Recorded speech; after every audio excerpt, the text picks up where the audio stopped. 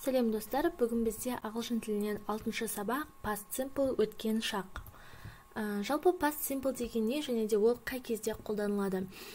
Past simple бұл өткен шақ дегенді білдіреді, яғни өткен шақта орын алған оқиғалар туралы айтқанда, немесе өткен шақта үнемі қайталанған іс-әрекеттер туралы айтқанда біз past simple'ды қолданамыз. Мысал келтірейік. I saw him yesterday. Мен оны кеше көрдім. She often visited her grandmother. Ол әжесіне жиі барып тұратын. Яғни осы екі сөйлемде де оқиғалар өткен шақта орын алған. Яғни біреуі кеше орын алса, екіншісі біраз уақыт бұрын орын алған. Жалпы past simple'да сөйлемдерді қалай құраймыз? Соған тоқтала кететін болсақ, етістік дұрыс болатын болса, оған міндетті түрде ed жалғауын жалғаймыз. Ал егер етістік бұрыс етістік болатын болса, онда оның екінші формасын қолданамыз. Мысал алатын болсақ, play етістігі өткен шақта біз played, яғни ed жалғауын жалғап тұрмыз. Jump, яғни секіру, jumped болады. Одан соң мына жерде бізде етістік see, бұл екінші формасында saw, яғни бұрыс етістік болғаннан кейін біз оның екінші формасын аламыз. Saw. Немесе come, яғни келу, бұның екінші формасы came.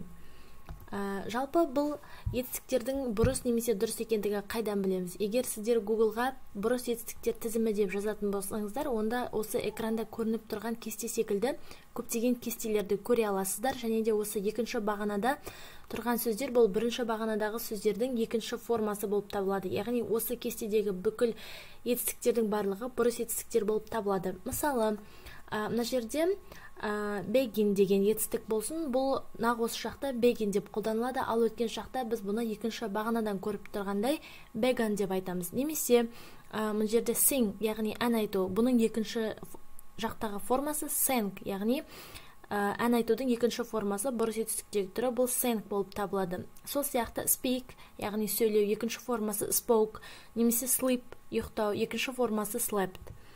Келесі, past simple'дағы сұраулы сөйлемдер. Және де жалпы сұраулы сөйлемдерді қолдану үшін бізге, яғни құрау үшін бізге міндетті түрде did көмекші етістігі қажет. Ол сөйлемнің ең басында тұрады. Сонымен қатар болымсыз сөйлемде де біз did көмекші етістігіне not сөзін қосамыз.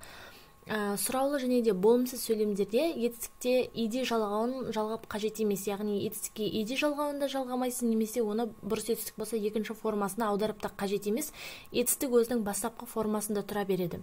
Мысал келтірейік.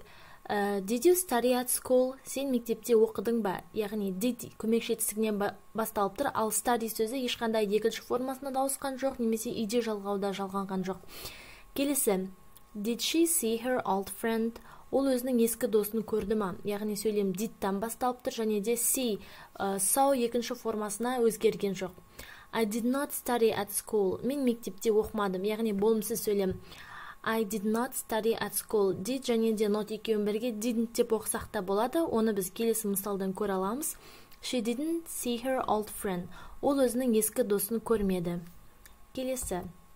Жалпы past simple'да жиі қолданылатын сөздерге назар аудара кететін болсақ, yesterday кеше, last year өткен жылы, last month өткен айда, last week өткен аптада, немесе ago, яғни 5 жыл бұрын десеңіз 5 years ago деп айта берсеңіздер болады. Яғни егер сөйлемде дәл осы сөздер бар болатын болса, онда ол сөйлем past simple'да тұр дегенді білдіреді.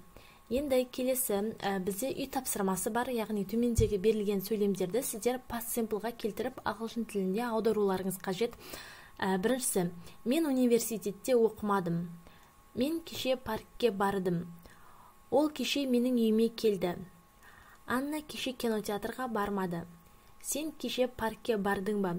Осы сөйлемдердің барлығын ағылшын тіліне аударып, комментарияға жаза кетсеңіздер болады, біз сіздерге тексеріп дұрыс жауабын айтамыз. Ал егер сізде барлығы дұрыс болатын болса, және де барлығы түсінікті болған болса, онда сіздер past simple, яғни өткен шақты меңгердіңіздер деген сөз. Назарларыңызға рахмет.